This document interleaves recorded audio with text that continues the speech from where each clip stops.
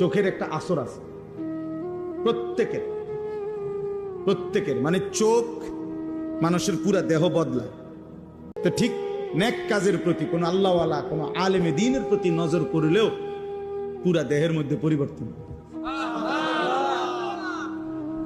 নেকের অনুভূতি হয়। হ্যাঁ, রাসূলুল্লাহ সাল্লাল্লাহু আলাইহি সাল্লামকে জিজ্ঞেস করছে সাহাবী, ইয়া রাসূলুল্লাহ, আমি কার সাথে চলবো? তো বলছে, মান যাক্কারাকুম বিল্লাহি রুয়াতুহু, যাকে দেখলে আল্লাহর কথা মনে পড়ে।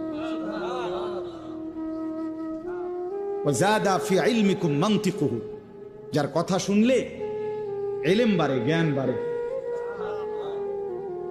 ওয়া যাক্কারাকুম বিল আখিরাতি আমালুহু, যার আমল দেখলে আখিরাতের কথা মনে পড়ে।